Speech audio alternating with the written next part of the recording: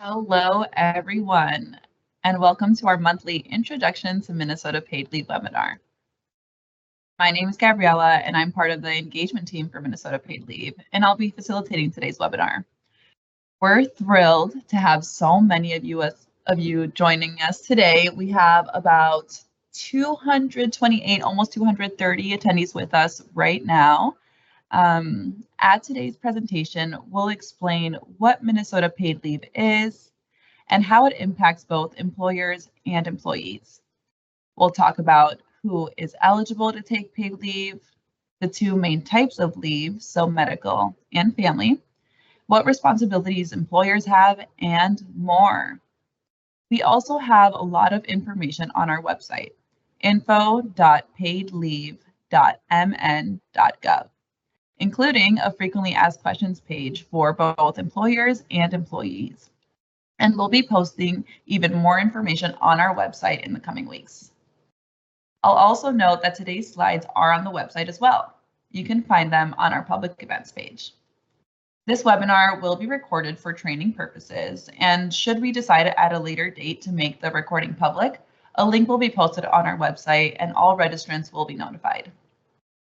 Additionally, we send out monthly email updates about paid leave, which most of you signed up for when you registered for this webinar. But if you didn't, or you're not sure if you did, you can always sign up on our website. And you can find all of the links I just mentioned in the chat. All right. So today we're joined by Betsy Orn, Paid Leave Strategic Program Analysis Manager. We'll start with a presentation from Betsy, followed by a Q&A session. For the Q&A session, you can submit your questions to us using the chat button. You can find the chat button at the top of your screen. It's a purple speech bubble with a question mark on it. There are two tabs in the chat, the Featured tab and the My Questions tab. Check the Featured tab to see announcements from our team and links that we mentioned throughout the presentation. Use the My Questions tab to ask a question anytime during our presentation today. Only you and the Paid Leave webinar team can see your question about the program. Other attendees cannot see your question. Our team behind the scenes will be reviewing and moderating the questions for the Q&A session. If you have a question about your unique individual circumstance, or if we don't get to your question today, our contact center is ready to help you at any time. My colleague will put their contact information in the chat. All right, well, I think that's enough from me, and it's time for our presentation. So I'll pass it over to our presenter, Betsy. Take it away, Betsy. Thanks, Gabriella, and hi, everybody. I'm Betsy. I'm so glad to be here today with you to help you learn a little bit about paid leave. So I'm a lifelong Minnesotan, and one thing I love about this state is it's really a place where people take care of each other. Whether it's helping a neighbor dig out during a snowstorm or bringing meals to people when they're sick, Minnesotans step up and take care of each other. Similarly, Minnesota Paid Leave will support people when they need time to care for themselves or their loved ones. People will turn to paid leave during some of the biggest moments in their life. They could be really happy moments like the birth of a child, or more challenging ones like dealing with a serious medical condition. We've been talking with employers across the state for over a year now, and we know that employers care about their employees and want to support them during these big moments. And Minnesota Paid Leave will help them do that. Paid leave has a lot of benefits for employers. It improves employee retention, morale, and performance. But bottom line, Minnesota Paid Leave will help employers support their employees, and it'll mean that employees don't have to choose between financial stability and being there for their family during those big moments in their lives. So what is Minnesota Paid Leave? Let's start with some basics. It's paid family and medical leave coverage for Minnesota workers. The Minnesota Paid Leave law was passed in 2023 and it was updated in 2024. And the program goes into effect January 1st, 2026. The law provides job protections and partial wage payments to individuals who take leave for a qualifying condition, such as to bond with a new child or to care for themselves or their loved one. The program will be funded by premiums, made up of contributions from employers and employees. Those premiums will go to the state, and the state will send benefit payments to the employee while they're on leave. So just a side note, this is one big difference between paid leave and the earned sick and safe time law. Unlike earned sick and safe time, paid leave payments will come directly from the state, not from employers.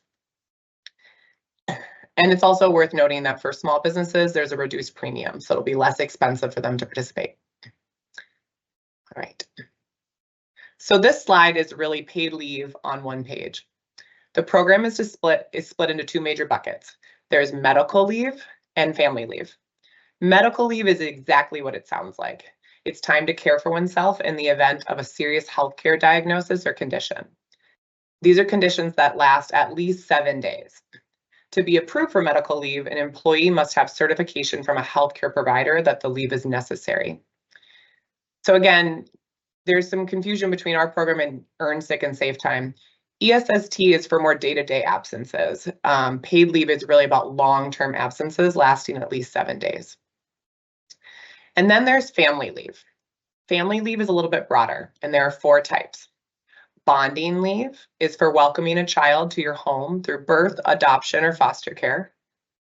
Active duty leave is when you need to support a family member who's on active duty or been notified of an impending call to duty. Caring leave is leave to care for a loved one with their own serious health condition. And safety leave is leave to support survivors of domestic abuse, sexual assault, or stalking for reasons such as attending court appointments, seeking medical care, or relocating.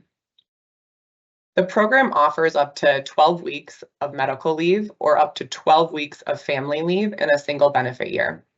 And a benefit year starts on the first day of absence, so day 1 of someone's leave. If you need both kinds of leave in the same benefit year, you could qualify for up to 20 weeks combined. This could look like, in the case of a birthing parent, they might receive some amount of medical leave, 6 weeks of medical leave, and up to the 12 weeks of bonding leave. Again, for all of those, certification is required in different forms for each type of leave. In terms of coverage, the program is very broad. It covers nearly every employer, regardless of business size, revenue, number of employees, and it covers nearly every employee, including full-time, part-time, temporary, and most seasonal workers. This slide calls attention to specific groups because we get a lot of questions about them. The green box shows employees that are covered by paid leave.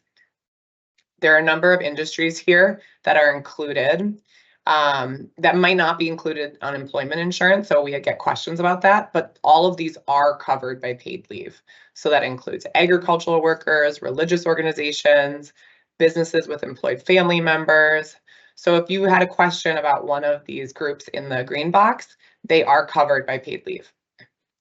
The purple box shows employees who are not covered by paid leave, but who can opt in. So that includes independent contractors, self-employed individuals, and tribal nations. We'll have more information in the coming months about what that process looks like and how folks can opt in. The last box, the brown-orange box, shows employees who are not covered by paid leave and cannot opt in. Those include federal government employees, certain railroad employees, and there's a small exemption for certain seasonal hospitality employees. Because this is a state program, it only covers Minnesota employers. And the law defines Minnesota employee through a localization test. That test has 2 parts. So first, an employee must perform 50% or more of their work from a location in Minnesota. If they do, their work is localized in Minnesota and they are covered. So that means anyone who spends a majority of their time working in an office or a location physically in Minnesota, they're covered.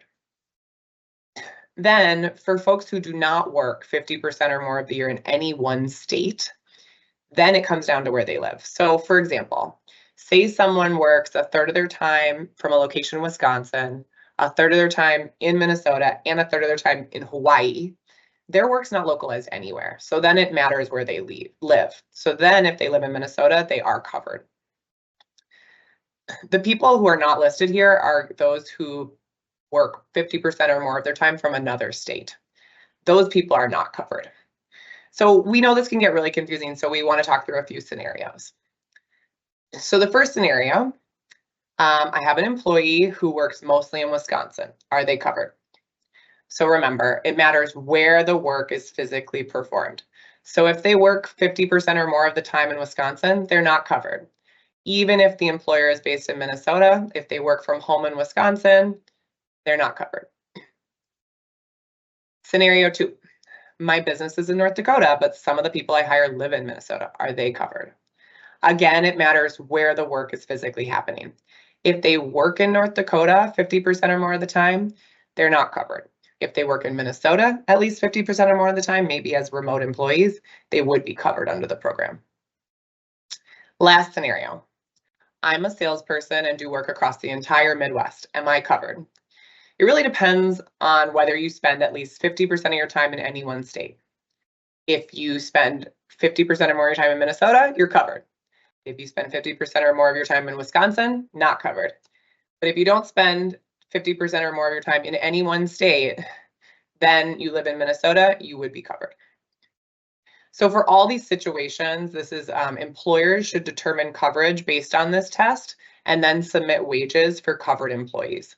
So again, important for you to know as an employee, but this will be something that the employer will determine as they submit wage detail and pay premiums. So I mentioned before that the program has two main parts, partial wage replacements and job protections. Let's talk a little bit about how each of these works. So starting with partial wage replacements. These allow people to get financial help while they're on leave. So these payments depend on a person's income. The lower the income, the higher percentage of wages that are replaced, up to 90%. And then at higher incomes, a lower percentage of wages are replaced. The average Minnesota employee would have about 77% of their wages replaced while out on leave. The maximum benefit is capped at the statewide average, which was $1,372 per week in 2024. That average is set every year, so it can fluctuate over time. The only requirement to qualify for partial wage replacements is that you must have earned at least 5.3% of the statewide average annual wage in the past year. That means that if in the last year you earned at least $3,700, you would qualify for partial wage replacements under the program. So that's a fairly low barrier to qualify for wage replacements. Finally, there are some payments that if you receive them during your absence, they could make you ineligible for paid leave benefits, such as unemployment insurance or in certain circumstances, workers' compensation or SSDI. As I mentioned before, the payment someone receives depends on their income. To see an estimate of what your payments could be while on leave, check out our new calculator on the paid leave website. This is a really awesome way. You just enter your quarterly earnings for last year and you can see how much you may be eligible to receive. So take a minute to check that out and try it out for yourself. In addition to partial wage replacements, paid leave offers job protections, and those work a little bit differently. So job protections basically mean that if an employee takes leave under the program, they'll need to be restored to the same position or an equivalent position with the same pay, benefits, lengths of service, and seniority they had prior to taking leave. And paid leave job protections begin 90 days from the date of hire. Employees may have additional job protections under state programs like the Minnesota Pregnancy and Parental Leave. So to recap, for partial wage replacements, there's an earnings threshold of about $3,700 a year. And for job protections, there's a tenure requirement of 90 days of employment. So that's a quick overview of the program. For the rest of the presentation, we want to touch on what it means to be an employer when paid leave goes live and how you can prepare today. So these are some key dates for employers to be aware of. Equivalent plan substitution requests opened on July 1st for employers. So that means that employers are now able to apply for an employer substitution to offer a plan that's at least as generous as the state program. You can find more information on our website about how to apply and what the requirements are. Also in this year, by December 1st, employers need to notify their employees about paid leave benefits. And we'll talk a bit more about that. And then in 2026, a lot happens. The program goes live on January 1st. People can begin taking leave. Payroll deductions can also start on the same day. The first quarterly premiums are due by April 30th, 2026. And small business assistance also becomes available in early 2026. So let's dive a little deeper into these milestones and roles. So what do employers have to do for paid leave? We like to think of employers' role in 4 different buckets, starting with the top left. First is reporting wages and submitting premiums to fund the program. Then there's educating and informing employees about the program. There's supporting leave administration and coordination of benefits while somebody is out on leave. And finally, working with us to collaborate and improve the program over time. So to determine if someone is eligible for paid leave payments, Minnesota employers need to report wage data for their employees. The paid leave program is using the same online reporting system as unemployment insurance to reduce the administrative burden for employers. Wages will be reported once per quarter using the current UI wage detail reporting process and format. As of this past spring, employers have reported wages for more than 3.4 million employee records through the UI and online portal, which is outstanding. And if you're an employer and you're only now discovering this as a responsibility, don't panic. We're trying to just make sure you know what you need to do to get up and running. The UI Customer Service Center is available to help, and that number is on the screen right now.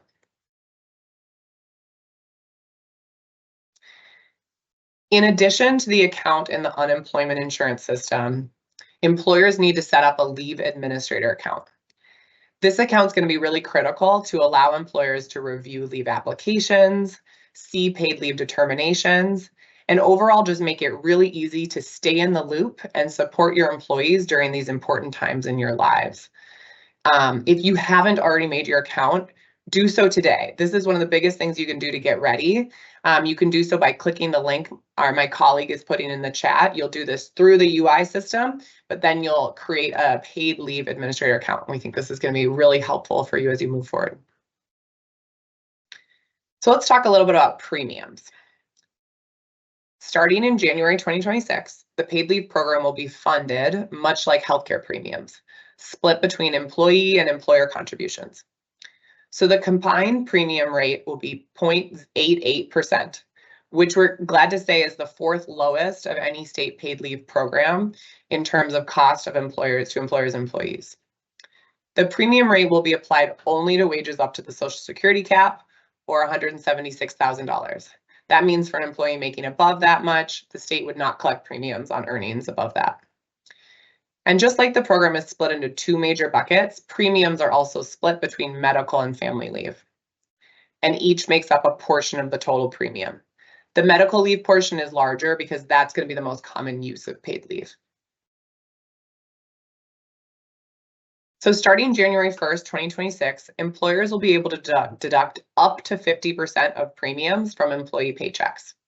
So basically, when it comes to splitting the premiums, employers must cover 50% or more, and employees can cover 50% or less.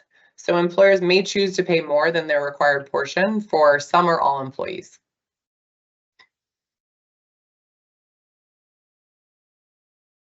We also talked about that for small employers, their portion of the premium is reduced by 50%.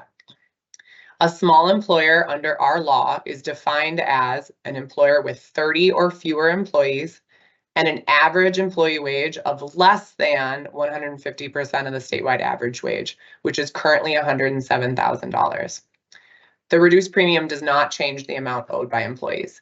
We get asked a lot, how will we know? This information will be reported through the UI system and the UI wage records over the course of the previous year, and we'll be sending out letters letting people know if they qualify as a small employer later this fall. To help make this easier to understand, we want to share a couple examples. So say an employer has 50 employees with an average wage of $70,000 and a total annual payroll of $3.5 million. That means in 1 quarter, the total premium due is $7,700. That's split in half between the employer and the total workforce. And that also means for an average employee, that translates to less than $6 a week out of their paycheck. Now, what would that look like with a small employer with the same average employee wage, but a smaller workforce? So here you'll see that the employer's contribution is reduced by half because of the small employer premium discount. It doesn't reduce it doesn't change the amount owed by employees. So the employee earning $70,000 still just pays a little less than $6 a week. So the same maximum amount for an employee, regardless of if they work for a small or large employer. If that's not clear, you still have questions, don't worry. We have an online calculator that'll help you do the math for you. So employers can estimate information about the number of employees and their wages and get an estimate of how much they and their employees will pay in premiums. Likewise, employees can use that calculator to get an estimate of how much will be taken out of their paycheck. All right, another way that paid leave is working to support small employers is through Small Employer Assistance Program. And this is funding that's earmarked specifically for small businesses.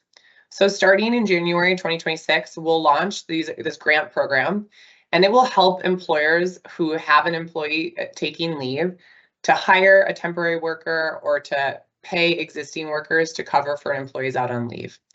Employers who meet the definition of a small employer that we talked about on the previous slide can receive up to $3,000 per absence and up to $6,000 total in a year. And much more information will be coming out about this in the coming months. Next, we'll talk about coordinating benefits while someone is out on a qualifying leave. So we understand that paid leave doesn't exist on its own, and we're trying to provide more and more guidance on how these benefits coordinate with one another as we get closer to implementation. A few key ideas we wanted to share today. The program allows employers to designate certain benefits as supplemental benefits. These can be used to make up the difference between partial and full wage replacements. Think of it like topping off an employee's wage. So for example, if the state pays 2/3 of an employee's regular wage while on leave, an employer could use PTO to pay that remaining third or make the employee whole and be getting 100% of their pay. In that scenario, an employer has to choose to offer those supplemental benefits, and the employee has to choose to accept those. Payments that are not designated as supplemental are generally considered offsets. Those are payments that would reduce an applicant's benefit. So an example for that might be if an employee chooses to take a full sick day in the middle of their leave instead of paid leave benefits, their benefit amount would be offset. So you can take PTO instead of the benefit. We can definitely get into more questions if there are some on that topic. Like I mentioned, one key role for employers is telling their employees about paid leave. So it's important for employees to know about the program at least 30 days before the start of paying into it or before they can start taking leave. That means that employers need to begin notifying their employees about paid leave on or before December 1st, 2025. And there's 2 notification requirements under our law. The first is hanging a workforce poster in English and in any language spoken by 5 or more employees. This is really similar to other wage and hour programs like workers' compensation or earned sick and safe time. And we're excited to say that this is now available on our website for download. So there is an English version of the poster that you can go online and see today, and we'll have additional languages available very soon. The second major notification requirement is for employers to notify each employee individually about the availability of benefits in their native language. So to support this, we're working on a model notification letter in multiple languages, and that will be on our website very soon. This is a great reason to sign up for our newsletter. You'll know if you get that as soon as they're available. So take a moment to do that and check out the resources that are available and that are coming. Finally, we just want to say that there's a lot of different ways to stay in touch with us, and we're dedicated to making sure that employers and the public have as much up-to-date information as possible. One way to keep in touch with us is to watch our website, paidleave.mn.gov. This is where we have frequently asked questions and a toolkit of resources for employers, and we continue to add new tools and resources every week. When we record webinars and events, we also post them here, as well as registrations for upcoming public events. We also encourage you to sign up for our monthly newsletter for key updates on implementation, answers to questions, and new information as it becomes available. We recently launched a newsletter focused on individuals and families, and our other newsletter will continue forward as an employer-focused resource. Finally, we have a contact center that's ready to help you. You can either submit your question on our website and our team will get back to you. It's a great way to ask questions that are really specific to your personal situation. We also now have a phone option for reaching our contact center as well. You can call 651-556-7777 to reach a live Minnesota paid leave representative. So again, great option if you don't get your question answered today, or if you have a question that comes up in the coming weeks. We have limited agents available right now, and sometimes these webinars drive an uptick in questions, so they may call you back if you call today, but we'll definitely reach you as soon as we can. All right, well, that's it for our presentation. I think we'll use the rest of our time to answer some questions. Thank you so much, Betsy. Again, today's slides are available on our website right now, info.paidleave.mn.gov. All right, now let's transition over to our Q&A session. Thank you so much to everyone who has submitted a question. If you'd still like to submit a question, please do so. You can find the chat button at the top of your screen. Again, it looks like a purple speech bubble with the question mark in it. A reminder that only you and our webinar team can see your question. And like I said, all of your questions are important to us, and we will address as many as we can today. But there sure are a lot of them. So like we mentioned before, if we aren't able to get to your question, please know that our contact center is ready to help you. Okay, I'll start off with a few common questions that we often get because a lot of folks on the call are likely to have questions about the same topics. Then we'll get into some questions from the audience. So the first one, what happens if you have a baby in 2025 before paid leave goes into effect in 2026? Are you eligible for paid leave? Thanks. Yeah, this is a really common question we're getting a lot right now. So under our law, a person is eligible to take bonding leave within 12 months of welcoming a new child into their home through birth, adoption, or foster care. So that means that if someone gave birth in October of 2025, that means they would be eligible to take leave with their child in 2026, as long as their leave is complete by their child's first birthday.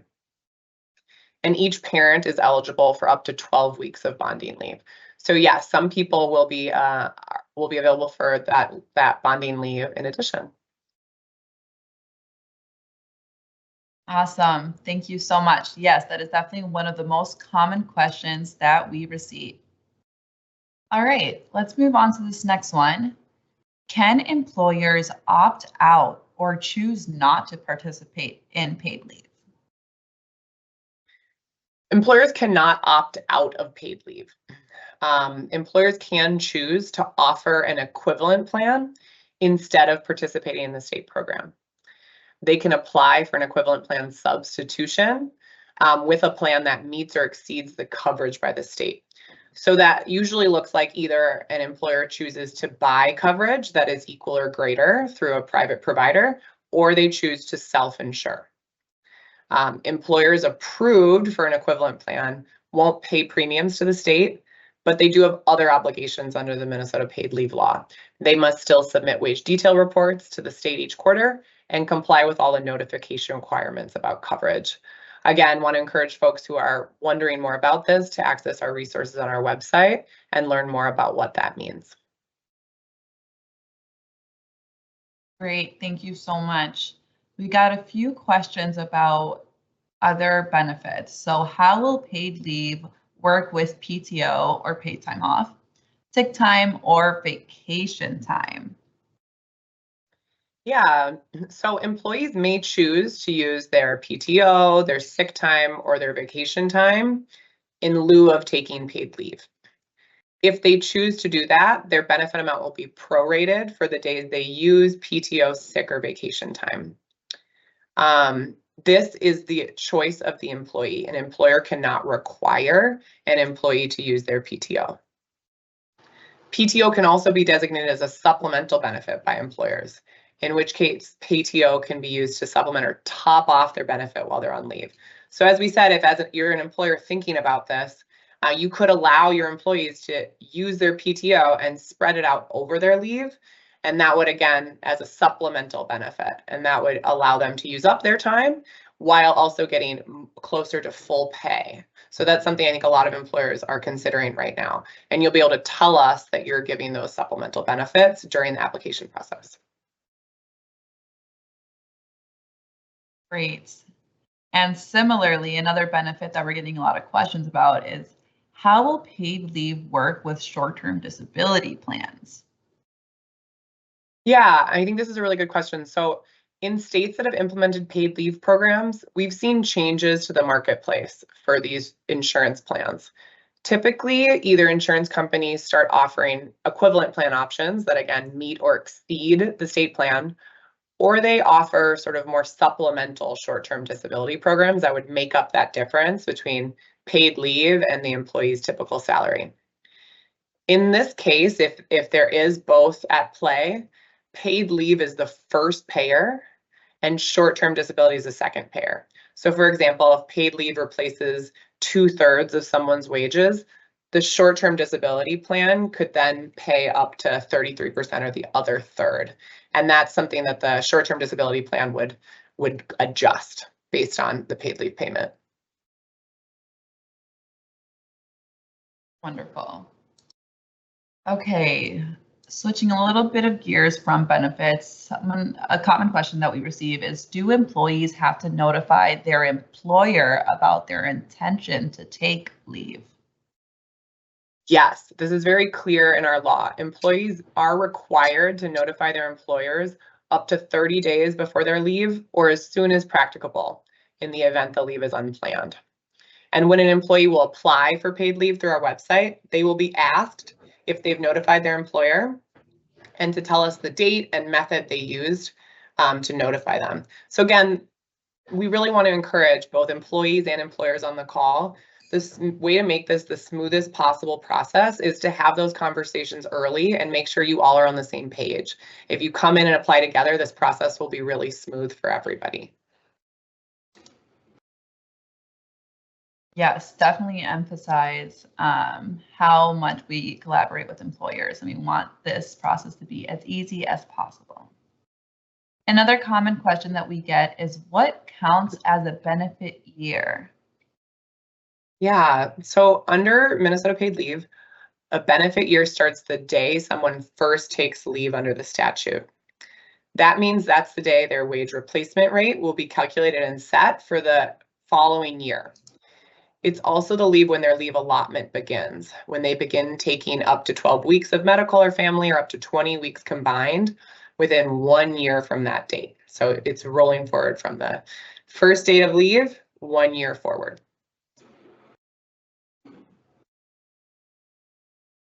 Awesome, thank you so much. A specific question here, are S Corp owners covered by paid leave? So there's no explicit exclusion for S Corp owner operators under the paid leave law. This is different than unemployment insurance. So that means that an S Corp's wage-taking shareholders are considered employees of the S Corp. So the S Corp should set up a paid leave only account on the UI website and report its shareholders reasonable wages from their W-2s. So they are covered. S Corp owners are covered by paid leave. Yes, we get that one really, really frequently. Next one, how long after applying with the state can an employee expect to learn if their application for leave was approved? So as I said before, the fastest way to get an approval is to come in with your employer being on the same page. That said, our target time period for making determinations on claims is 2 weeks for applications.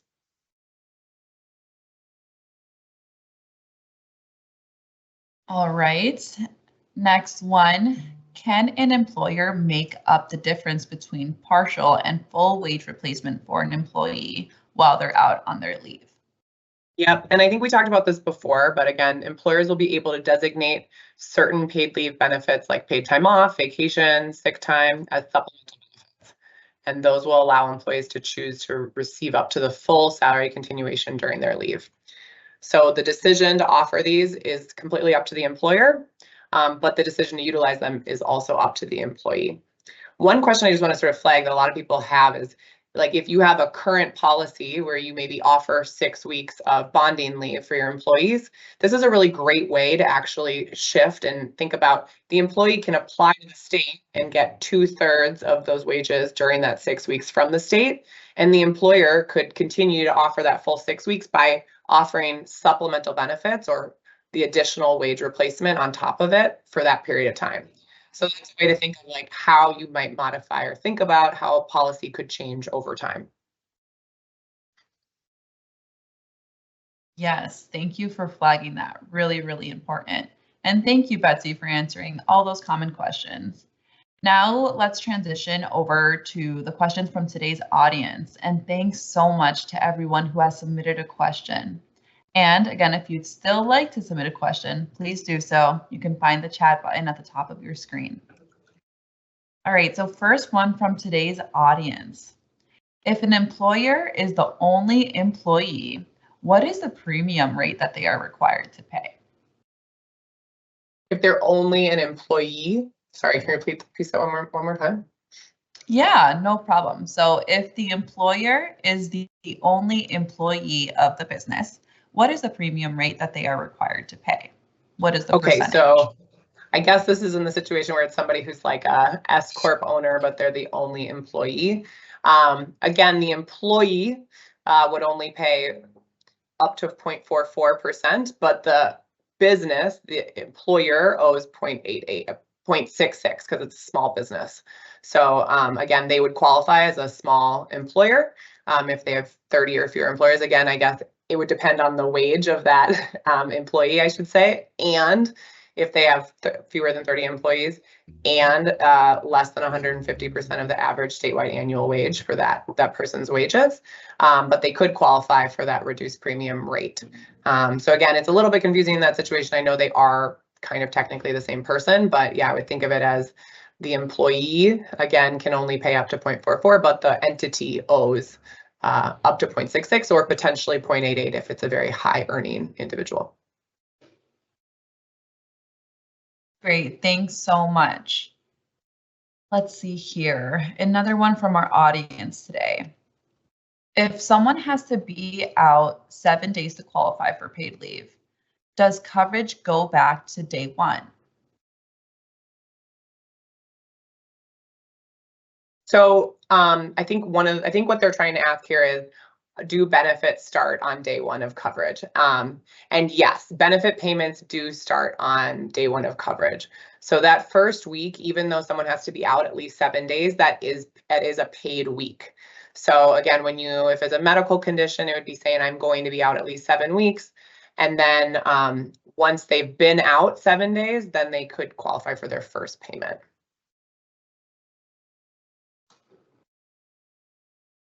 Great question. Thanks so much for all these. These are so great. Let's go on to this next one. This is about locality. So employees who work 50% or more of their prior year in Minnesota are covered by paid leave. Is this supposed to be prior year or current year or within the past 12 months? And they gave us an example. We have an employee who has worked more than 50% in Minnesota last year, but will be working less than 50% in Minnesota this year. Would they qualify for paid leave? Yeah, so this can get a little bit confusing. When employers go in and make this determination, employers should be making the determination about the coming year. So they should be assessing that they know this employee is going to be, so starting in January 2026, when we start to deduct premiums and they start to be owed, thinking about for 2026, will they be part of the program? That employee, in that case, if they're not going to be working more than 50% of the year in Minnesota, they would not be covered. You would not pay premiums on them. You would not report wages on that individual. If something changes throughout the year, there are ways to amend that wage detail, and you can call the UI contact center to get that taken care of. Again, because it's a look back year, there might be a time at the beginning of the year where they might still qualify because of their base period. So if they, looking back, they maybe were covered and have covered wages, but if they're not covered going forward, that's important to understand. That's a little bit confusing, but for the employer, again, make the decision based on the prospective year. Based on the prospective year. Thanks so much for answering that, Betsy. We have a question about how paid is based. So for wage payments, if a teacher works 9 months, but they're paid equally over 12 months, is it calculated on the 3/4 of pay and 1 at 0, or is paid leave wage payments based on the 4 quarters of pay? Yeah, so the way that the premium payment is calculated is based on the high quarter of your base period. So it would be looking back over the past 4 quarters and looking at the maximum earnings in the highest quarter. So it will be looking at, maybe it's just Q1 or maybe it's just Q3. It would be whichever quarter has the highest earnings, and that's what will be used to determine the premium amount. So again, that might result in some differences for employees depending on how often they get paid.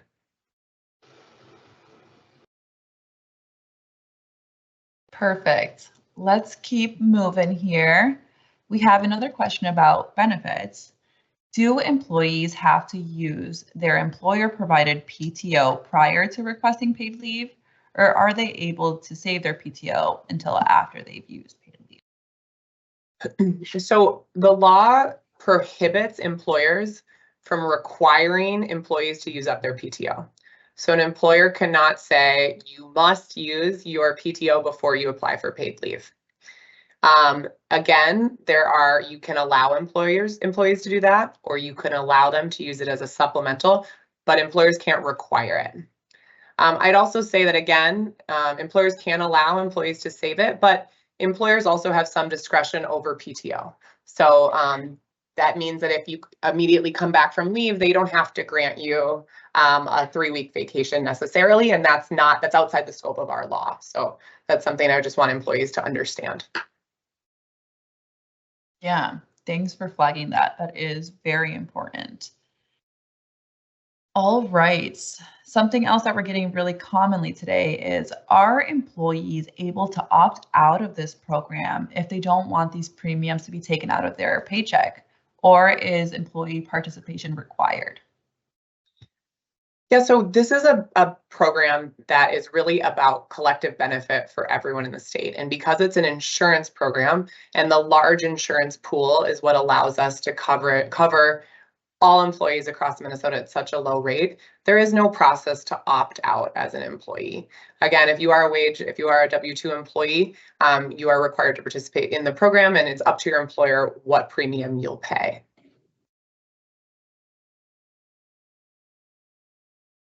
Perfect. We also had a question about businesses who have part-time or hourly employees. How does paid leave apply to those folks? Yeah, so again, part-time and hourly employees will have wages reported in the same way. So it might say that they're working 20 hours a week, and the schedule could be variable, but those wages should still be reported in the same way, and employees are still covered in the same way. And I'll say, even if they're very part-time. So I know some employers are confused because they might have somebody that really works a very ad hoc schedule. Maybe they only earn $1,000 from you throughout the year. But because the wages are the high quarter, right, is all the maximum earnings, that person benefits from having all their wages counted for all their jobs. So an employee can take can earn their benefit based on wages across multiple jobs, and they can take leave from more than one job. When an employee applies to us, we'll ask about their typical work schedule, and that will drive how much leave time they might get in a part-time way. So 12 weeks for a 20-hour-a-week employee looks different than someone who is a 40-hour-a-week employee. And again, that means that if someone has two jobs, they may get leave from both employers at the same time. So all of that will be tracked very similarly, but it does look a little bit different when someone's part-time or when someone has multiple jobs. Great, thanks so much. We got a question about our notification letter. So will the notification letter require an employee signature, or is an email reply sufficient? Yeah, so the notification letter, it's required that there's acknowledgement of receipt.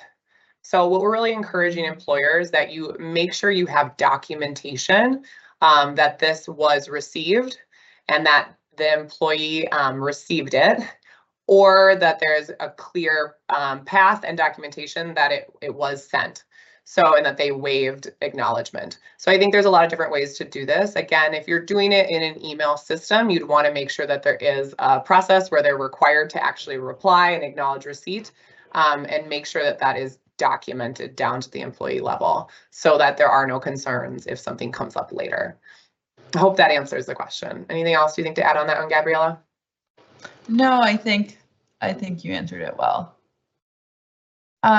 We got another question about benefits and how they work concurrently or offsets.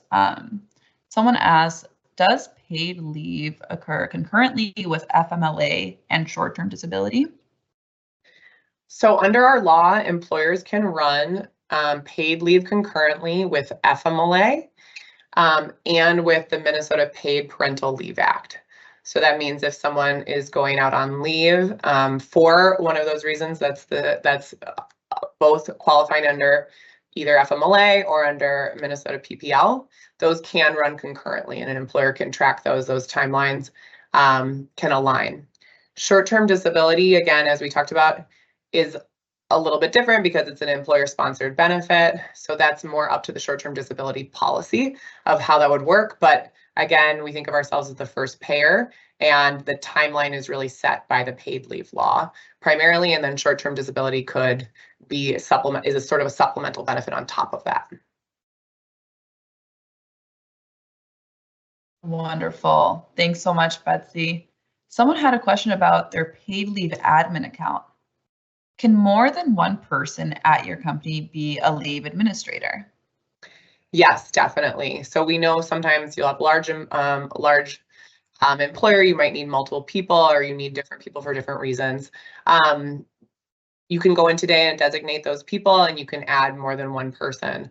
There'll be more functionality to that as we go in ways, and more reports and things you'll be able to see. But we really encourage, that's going to be a great resource for employers to have a paid leave admin account. That's where you'll go in and be able to see all of the leaves that people have applied for within your organization, track who's been submitted, who's been approved, if there's any actions needed on your side. So again, really encouraging employers to do that today. Wonderful. Someone asked, how does intermittent leave work? And does it apply for all leave types? Yeah, great question. We didn't get into that. So paid leave can be taken in two ways. It can be taken continuously, that means all at once, or it can be taken intermittently, and those are in chunks. And the employer can choose the minimum increment of leave. So it could be up to a day, it could be intermittent leave, or it could be all the way down to the minute, perhaps, that you say you could take chunks of leave. So we think of that in a few different ways. People may apply for intermittent leave on a fixed schedule. That might mean they say, I need time off every Monday and Wednesday to take care of my ailing parent, right? And then that would be a fixed schedule where they'd have a consistent time they're out. It might be more episodic too, where I have a serious health condition and I I may need to be gone because I have flare-ups and then I can't work. And in that situation, the certification would really say the maximum amount of time they might be out, and then people would report that time to us weekly. So in those situations, people will be approved for sort of intermittent amount of time, up to so much time per week or per month. And that will be shared with the employer. If there is a schedule, that will be shared as well. But if it's episodic, it will be, again, much more where the employee will have to come in and report that time weekly that they took. That information will be sent to the employer to just make sure there's no concerns, and then the payment will be issued after that. So again, there will be many situations where people will need to take leave intermittently, and that is available across all leave types. So it could be across all the family types and across medical leave, that intermittent leave is available. All of those, again, depend on having certification to back up the need for leave. Yes, great answer. And like Betsy said, employers will be able to see what type of leave their employees applied for on that paid leave admin account. So again, if you haven't done so already, please, please, please make a paid leave admin account for your business. We received a few other questions here. Someone asked, what if an employer is not currently enrolled with UI? What do they need to do now? Yeah, great question. So again, we really are trying to partner with employers to get them set up and get them the information they need. So if you're on this call right now and the employer is not currently set up with a UI account or a paid leave only account, we really encourage you to call the UI contact center, and we can add that information back in the chat, or you can see it on our website. And they can help you get set up with that account and help you understand which kind of account you need and how to get it started. That's really the first step. And then through there, you'll start submitting wage detail records. Again, right now they're for informational purposes, but it'll help you know what to do as you get going into the coming year. So again, call the UI contact center for that. And then if there are other questions, we are happy to help. Wonderful. We have a few others here before we wrap up.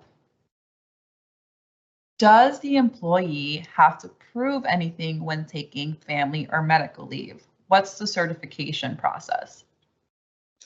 Yeah, we can talk a little bit more about certification. So again, for medical leave, it's through a medical provider, and it looks a lot like FMLA right now. We have our own form that we're developing, but we'll also be able to accept the standard FMLA form as well. So for family leave, again, it varies a little bit by leave type, but in each case, you need a certification from a qualified professional. So for caring leave, that means that if you're taking leave to care for a loved one who has a serious medical condition, that certification would be signed by that family member's medical provider. So that medical provider would sign it and show that this person needs care and that you are the person that is designated to do that care. And then you'd apply with that certification. For bonding leave, it's proof of birth. So there's acceptable documents are things like hospital discharge papers, again, a certification form, or birth certificate to show, again, that you are the parent of that child.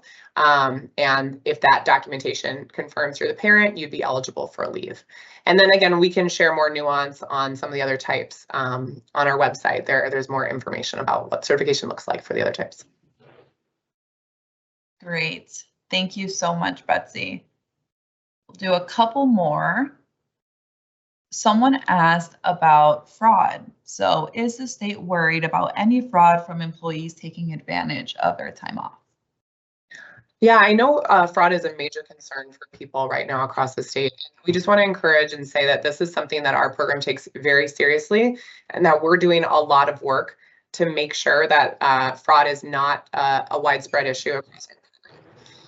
The thing we want to encourage is that some of the best ways to address fraud are things you might not see. So we are developing all kinds of systems in the background that will be helping to make sure that the employee is who they say they are, that again, they do need this leave, and that they are eligible for these benefit payments. I'd say another huge mitigator against fraud is the employer themselves. So I just want to really encourage employers on the call, your participation in this program, having that leave admin account is going to mean that you're in the loop and you're knowing what's happening, and you're able to flag for us if something seems inconsistent or you're seeing something that seems wrong. So we really appreciate everyone's partnership in making sure that we have really strong systems, and we feel very strong about the robust system we're building to make sure that this program, these payments are going to those who are most in need and will really benefit from them. Thank you, Betsy. This will be our last question for today, but again, if we didn't get to your question or answer it in this session, please know that our contact center is ready to help. All right, so someone asked if employers can require a fixed schedule or intermittent schedule for any type of leave. Yeah, so the requirement here around leave schedules is really employees are encouraged to talk to their employer.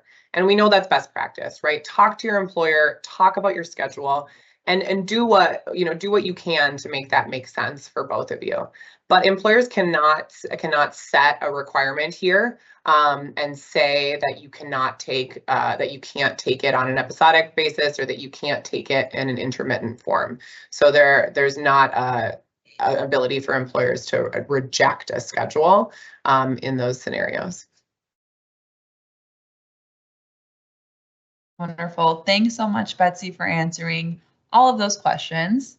And it's almost 1 p.m., so I'd like to be respectful of everyone's time. We're going to wrap up by asking for your feedback on today's webinar. There's a QR code to a short survey here, and we'll put the link in the chat as well under the feature tab. The feedback survey only takes 1 to 2 minutes and will help us understand what worked well and what could be improved. And as mentioned, if we did not get to your questions today, please visit our website where you can find our FAQ pages for employers and employees. There's a lot of helpful information there. And as always, our contact center is here and ready to help you with any and all questions. You can either fill out the form on our website or give them a call. And as a final reminder, the slides from today's webinar are on our website as well, info.paidleave.mn.gov. All right, well, our time is coming to a close, so we'll end it here. Thanks to everyone who joined us and have a great rest of your day. Bye now.